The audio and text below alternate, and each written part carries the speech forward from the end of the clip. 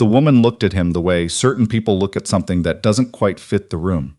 A quick scan, a private conclusion, and then a professional expression that reassembled itself just fast enough that most people wouldn't have noticed the gap between them. Most people. Stellan Ward noticed. He'd spent 20 years learning how to read what a machine was doing before it told him, and people, in his experience, were not that different from machines. Something moves under the surface before anything moves on it. He was standing at the entrance of the Hayden Automotive Group's Private Collectors Showcase, held this year in the ballroom-adjacent showroom of a Nashville venue that had apparently decided industrial minimalism and chandeliers were compatible. The cars on display were roped off and lit like museum pieces. The carpet under Stellan's boots was the kind of carpet that absorbed sound and money in equal measure. His boots had dried concrete on the heel from a driveway pour he'd helped a neighbor with that morning. His jacket, Carhartt, dark green, worn at both elbows, had a faint streak of brake fluid on the left cuff that he'd noticed in the parking lot and decided was not worth turning around for. He was carrying a backpack over one shoulder that belonged to his son. His son, Finn, was 9 years old, 4'6", and currently staring up at the ceiling with his mouth open, because the ceiling in this room had a feature he had apparently decided required extended examination. "There are lights inside the air vents," Finn said. Why would you put lights inside air vents? Nobody looks up there." "We are," Stellan said. Finn considered this fair. He was wearing a gray t-shirt that said Future Engineer in block letters across the chest, because Stellan's late wife, Kate, had ordered it when Finn was 6 and declared it non-negotiable as a matter of household identity, and because Finn had continued to wear it past the point where the sleeves were too short, and Stellan had continued to let him, for reasons he didn't examine too closely on most days. They'd driven down from Colby that afternoon. 4 hours in Stellan's truck, which had 180,000 miles on it, and a radio that picked up only 2 stations clearly, one country, one AM news, and which Finn had described, with the brutal honesty of a child who knew exactly what made something old, as the kind of truck people recognize. He wasn't wrong. Ward's Automotive, the garage Stellan owned and worked out of on Colby's Main Street, had the same truck in its parking lot 5 days a week. People in Colby recognized it the way they recognized the Waffle House sign or the water tower. It meant something was open, something was being fixed, someone was still there. The woman with the professional expression had a lanyard that said Delaney Pratt, VP, Client Experience, and was standing near a table with a guest list portfolio on it. She was perhaps 32.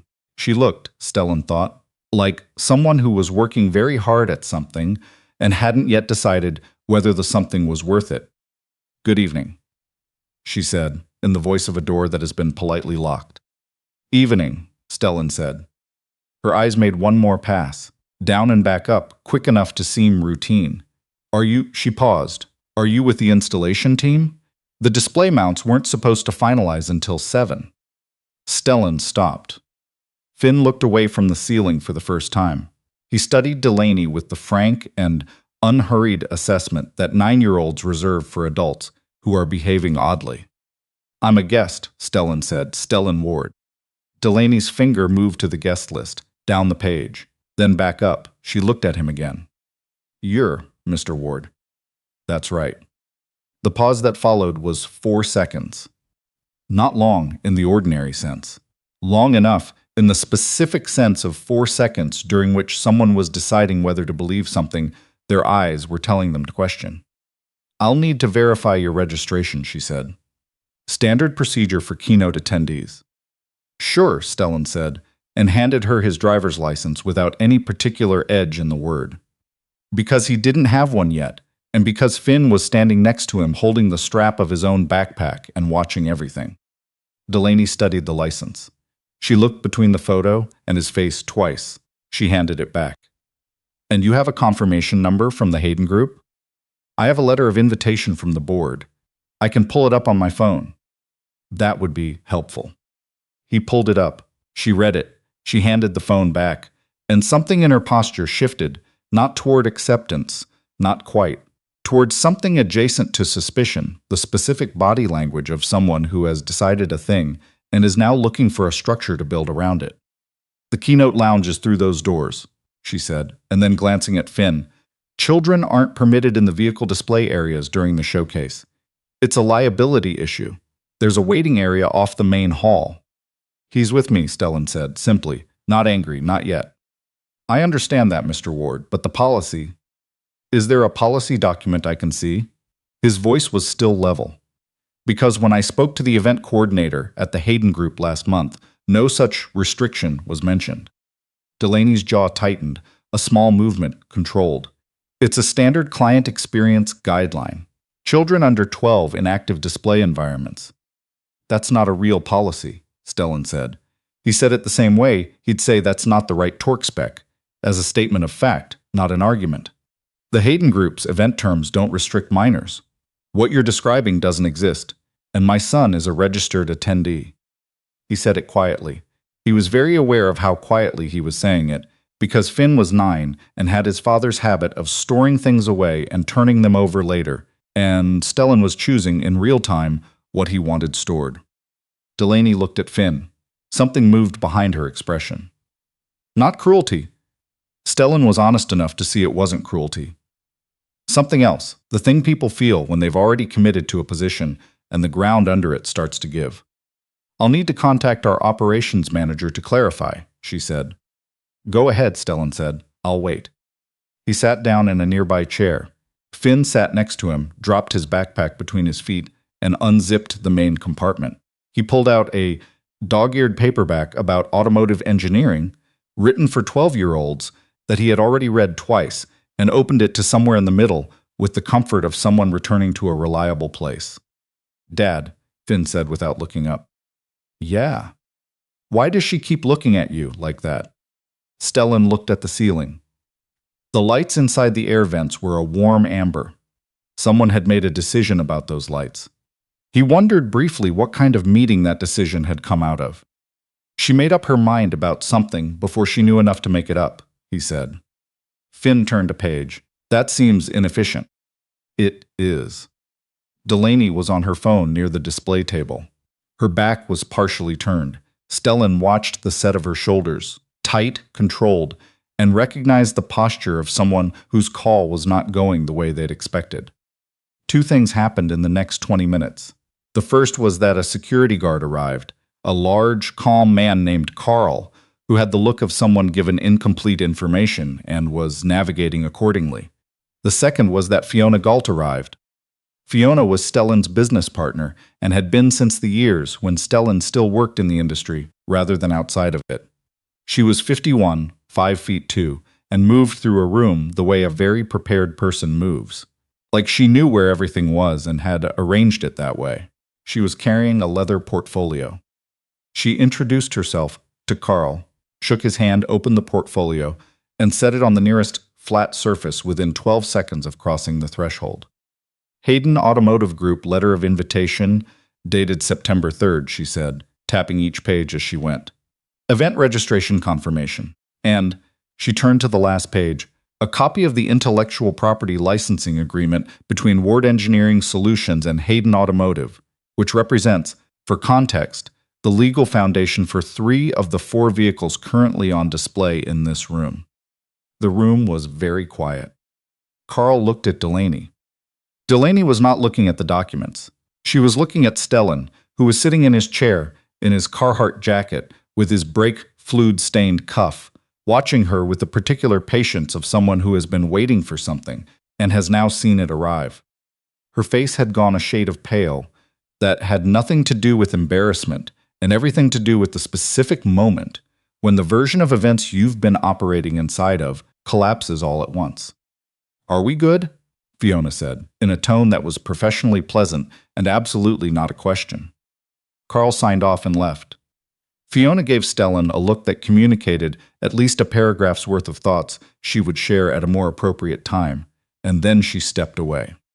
Stellan stood up. He was taller than he usually seemed in the garage, where everything was cluttered enough to absorb the scale of things. Here, in the open, in the light, he was aware of it. He kept his hands easy and his voice low, because Finn had put his book down and was watching. "Mrs. Pratt," he said. She looked at him. "I'm not going to make a scene. This isn't the place for it, and it doesn't help anything." He paused. "But I'd like to ask you for one thing." She waited. "My son's name is Finn. He came here tonight because he's been reading about automotive engineering since he was 6, and because I told him this room would have things worth seeing." Stellan held her gaze. "He sat here for 20 minutes while you questioned whether he belonged in a place he was invited to. I'd like you to apologize to him, not to me, to him." Something crossed Delaney's face. Complicated, the specific texture of shame and resistance, and something underneath both that might, if you look closely enough, have been the beginning of genuine recognition.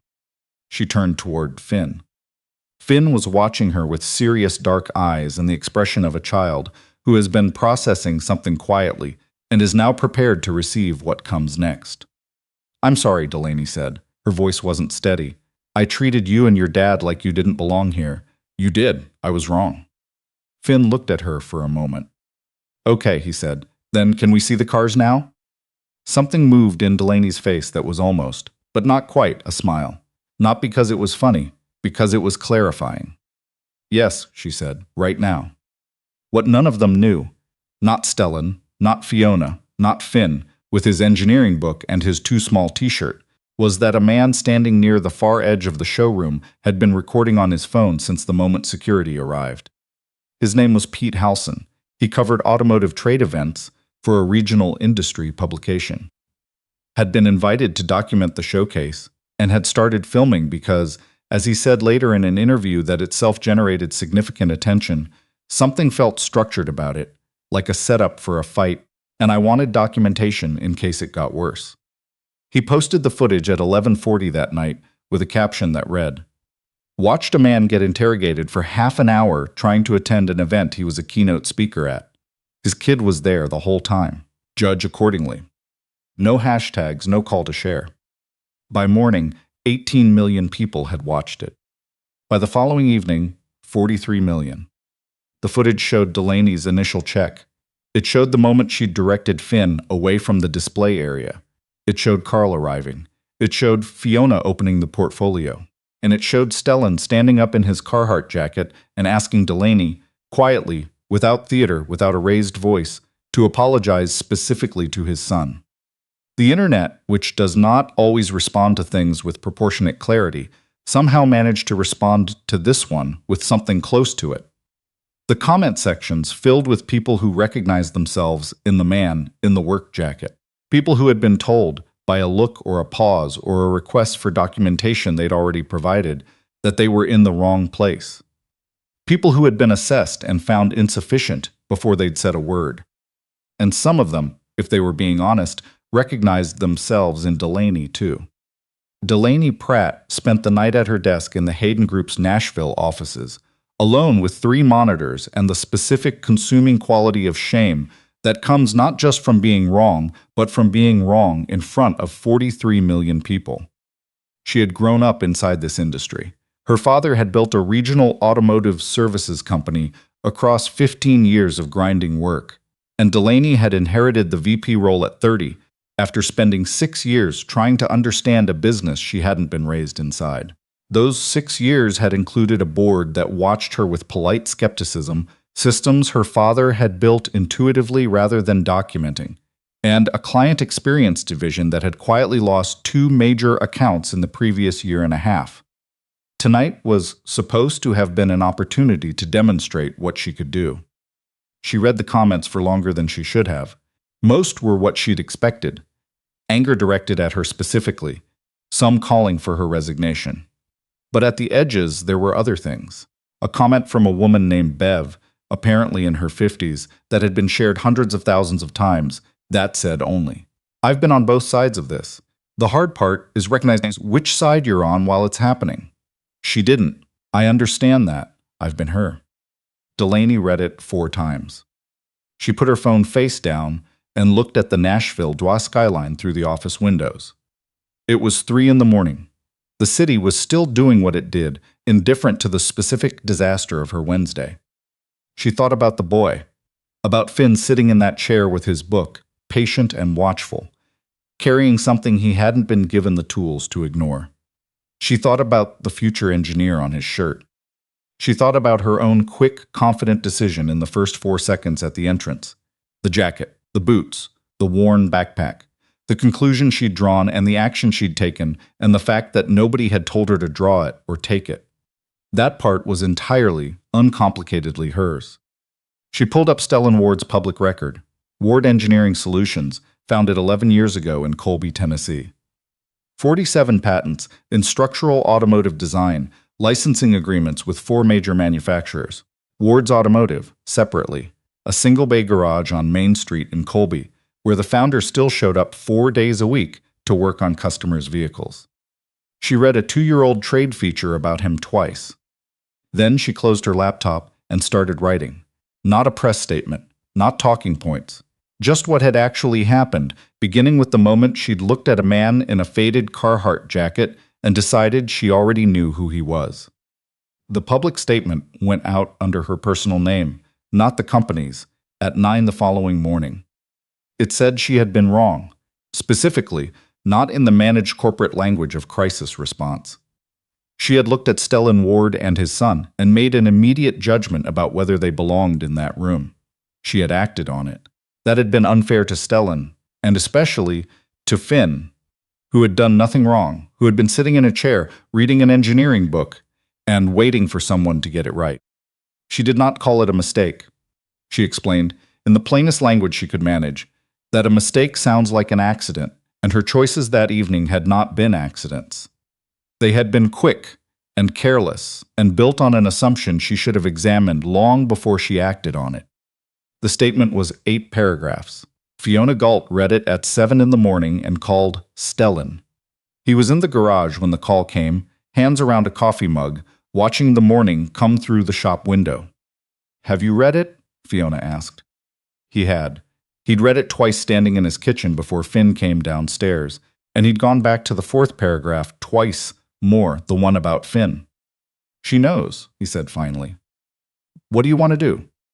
He looked out the garage window at Colby's Main Street, a delivery truck idling, Mrs. Albrecht walking her dog in the early cold. The water tower visible above the roofline of the hardware store, a little rust at the base that somebody was eventually going to need to address. "Give her some time," he said, "then we'll see." What Delaney found when she told her operations director to look more carefully at the events surrounding that night was not what she'd expected. Or rather, it was what she'd feared finding, which is a different thing. The Hayden Group's VIP liaison roster had been altered. Not dramatically, the kind of change that looked like a scheduling adjustment if you weren't looking for something wrong. Her name had been inserted into the keynote reception team 10 days before the event, replacing a senior coordinator who'd been pulled to another commitment. The insertion had been processed through a mid-level administrative channel. Standard, from a distance. Not standard, once you knew to look. The request had originated from an external consulting firm, Reedland Advisory Group, based in Detroit. Reedland Advisory Group was, after 2 days of careful inquiry, identifiably connected to Dalton Reedland, 57 years old, CEO of Consolidated Drive Systems, a competing automotive group that had spent the past 14 months attempting to acquire Stellan Ward's patent portfolio and been refused, in writing 3 times. Reedland had made 2 payments to a Hayden Group administrative coordinator named Arnold Bliss in the months before the event. Modest amounts, the kind that read as consulting fees without examination. Delaney sat with this in a conference room on a Thursday evening, the Nashville skyline turning orange through the west-facing windows, and let it settle. Someone had looked at her and decided she was the right instrument for a specific purpose. They'd studied the roster, identified her position, known she hadn't met Stellan Ward in person, and placed her in that room. They had been right about her. They had predicted with accuracy that she would look at a man in a work jacket and make a fast, wrong call. She sat with that for a long time. Then she picked up her phone and found Stellan Ward's number in the Hayden Group's client records. She called before she could talk herself out of it. It rang twice. "Ward," he said. "This is Delaney Pratt." She didn't build up to it. I'm calling because I found something you need to know, and because I'm the one who has it, so I'm the one who needs to call. She talked for 7 minutes without interruption. The Reedland connection, Arnold Bliss, the payment records, the resort change. All of it in order as plainly as she could say it. When she finished, the silence on his end lasted long enough that she almost filled it. "You're telling me this before your lawyers know you're telling me," he said. "Yes." Why? She had thought about this for 48 hours, turning it over the way you turn over something that has edges. "Because you were the one it was aimed at," she said. "And whatever Reedland was building doesn't stop unless somebody stops it. You can't stop something you don't know is there." A pause. "And because I was used to aim it, even if I helped more than I should have, that means I owe you what I know." Silence again. "Then can you send the documents?" "Tonight," she said. The investigation that followed was thorough, and by the account of the federal attorney who eventually signed off on the charging documents, unusually well documented. Stellan's attorneys had contracted a financial forensics firm within a week of receiving Delaney's package. The firm found what Delaney had found, and then found more. 2 prior instances in different industries where entities tied to Reedland Advisory had used similar placement schemes to create damaging public situations for acquisition targets. Dalton Reedland's name appeared on the federal charging documents in March. Arnold Bliss had cooperated in exchange for testimony. The charges included wire fraud and conspiracy to interfere with a contracted business event. The thing Stellan thought about, in the weeks after, was a line from Reedland's internal communications that his attorney had flagged during discovery. The scheme had been built on the assumption that Stellan Ward had a temper. Someone had fed that intelligence into the arrangement to increase the likelihood of escalation. The subject has a known short fuse in professional confrontations. That was the phrasing. He'd read it standing in his kitchen. He'd thought about Finn, sitting in that chair, holding his book. He'd thought about the specific moment, not dramatic, not loud, not anything that would have looked significant from outside, when he'd looked at his son and decided what he was going to do next. He'd told Finn, a few nights after the event, when Finn had come into the kitchen with the particular expression of a child who has been sitting on a question for several days and has finally decided now is the right time. "Dad," Finn said, "why didn't you get mad at her that night?" Stellan put down the dish towel. "I wanted to," he said. "I felt it. But I looked at you, and I decided what I wanted you to see instead." Finn considered this. "What did you want me to see?" "That you can be angry and still be quiet," Stellan said. "That those aren't the same thing. The anger's real. What you do with it is the choice." Finn was quiet for a moment. Then, "That's harder than just getting mad." "Yeah," Stellan said. "It is." The Ward Engineering Foundation held its first public event on a Saturday in April in the gymnasium of Colby Regional High School. Not a hotel, not a conference center. The gym where Finn had his first basketball practice, and where the Booster Club held its bake sales, and where the floor still had the ghost of a free throw line that hadn't been repainted in 4 years. That had been Stellan's choice. The board had suggested a venue in Nashville. He'd said no. "We're doing it here because this is where it belongs." There were 90 people in the gymnasium. In the front rows, 16 scholarship recipients. Teenagers and adults from small towns across 4 states accepted into engineering and trade programs that had until now been financially out of reach. Behind them, teachers, parents, local business owners, a few people from Colby who'd known Stellan since before the patents, since before the garage, since the years when he'd been a line engineer in Ohio and Kate was still alive, and their plan had been something entirely different. He spoke for 12 minutes. He talked about what it meant to be overlooked in the specific and concrete sense, not as a concept, but as a Tuesday evening in a Nashville showroom when someone had looked at his jacket and subtracted him before he'd said a word. He talked about Kate briefly, because some things are too dense to expand in public without losing the weight of them. He said only that she had been the person who'd told him, when they had no money and a 3-year-old and a plan that still looked like a gamble, that the work was real, and he should act like it was real, that she would have loved this room. He paused there. Nobody said anything. They didn't need to. He was almost finished when Finn climbed the 3 stairs at the side of the low stage and walked over. This had not been on the program. Finn had been sitting in the second row, with a program folded in his lap and the patient expression of someone who had been to enough of his father's work events to know they required endurance. He had apparently decided that his patience had been exercised sufficiently. He walked up to where Stellan was standing and looked up at him, and because Stellan was still holding the microphone, the gym heard everything that followed. "Dad," Finn said, "why didn't you get mad at her that night?" The gymnasium was quiet. Stellan looked at his son. The future engineer's shirt was visible above the collar of his jacket. His left shoelace was coming undone, which had been true for approximately 45 minutes and which Finn had declined to address on the grounds that it wasn't bothering anything yet. "I was angry," Stellan said. "Real anger, not performance. I felt it the whole time." "But you didn't show it." "No." He paused. "I looked at you, and I decided what I wanted you to carry out of that room.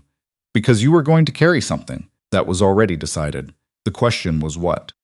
Finn thought about this with the seriousness he applied to engineering problems and cereal box nutrition labels and questions about whether bugs could feel kindness. "What did you want me to carry?" Stellan looked at him for a long moment. "That calm isn't the same as not feeling anything," he said.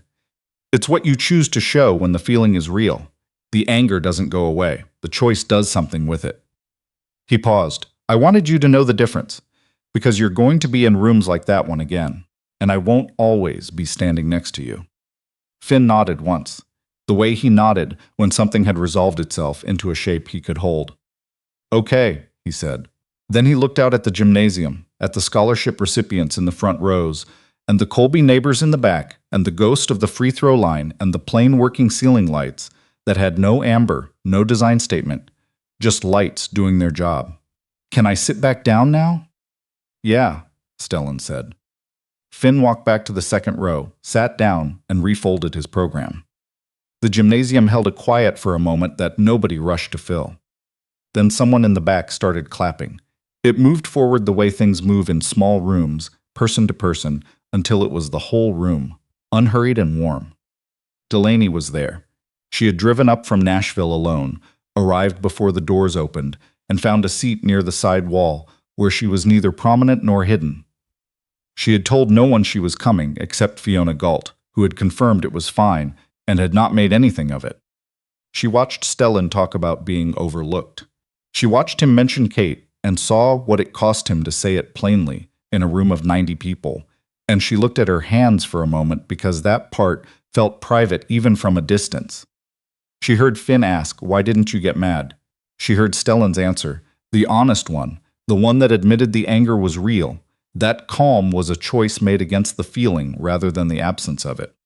She had expected something else, some version of the story where he was simply wiser than the situation, where that kind of steadiness was frictionless and effortless.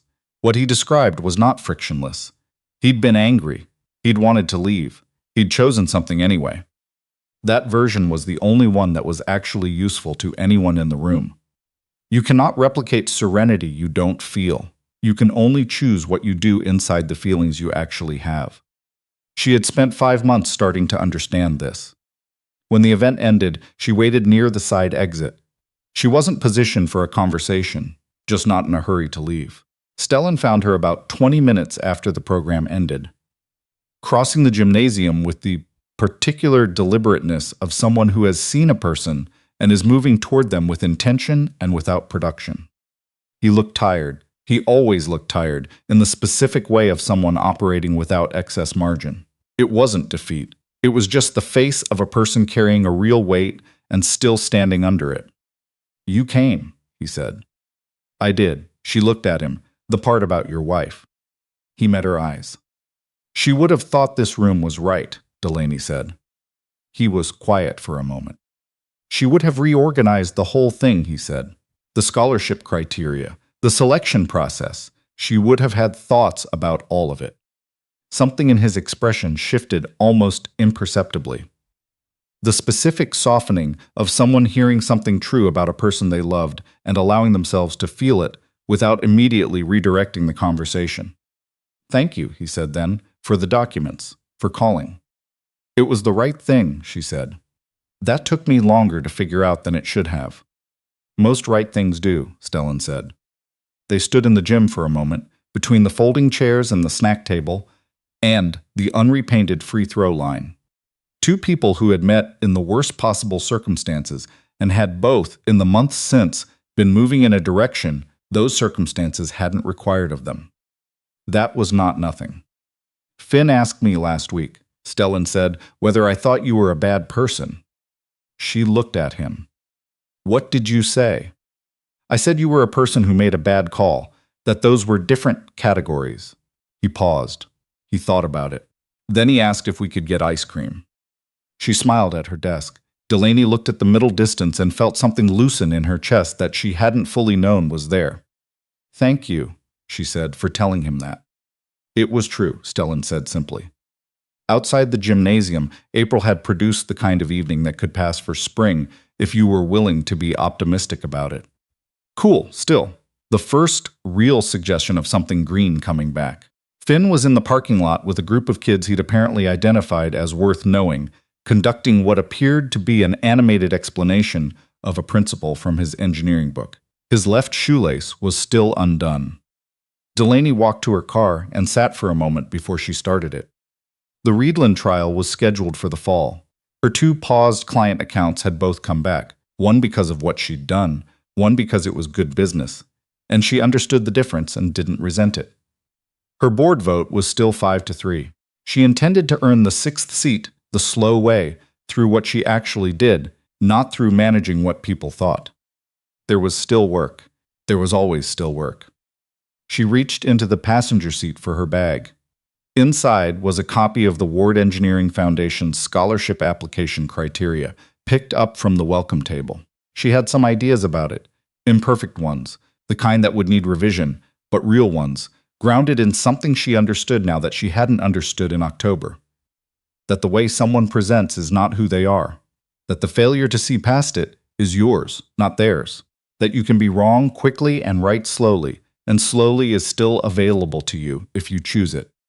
She started the car and drove back toward Nashville through the Tennessee evening. Inside the gymnasium, a man in a Carhartt jacket was telling his 9-year-old son that it was time to go home. Finn was still explaining the engineering principle to the kids he'd met. He held up one finger, one more minute, with the confidence of someone who believed the minute would be granted. Stellan waited. He was good at waiting.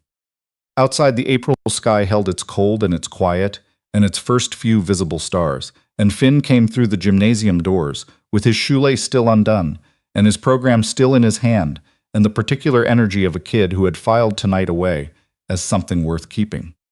The scholarship kids, Finn said. Are they going to be okay? Yeah, Stellan said. That's the idea. Finn thought about that for a moment. Good. He took his father's hand without ceremony, and they walked to the truck, the oldest vehicle in the parking lot, the 180,000 miles, 2 radio stations, the kind of truck people recognize, and the drive back to Colby was 4 hours through the dark Tennessee interstate, and Finn fell asleep somewhere around the first hour, leaning against the window the way he always did, one hand tucked under his chin, the future engineer just visible above his jacket collar.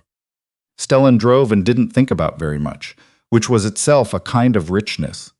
The thinking having been done, the choosing having been made, the work ahead being the kind that happened day by day rather than all at once. Outside Colby, the road narrowed, and the lights thinned, and the sky opened up the way it does in places far enough from cities to let the dark be actual dark.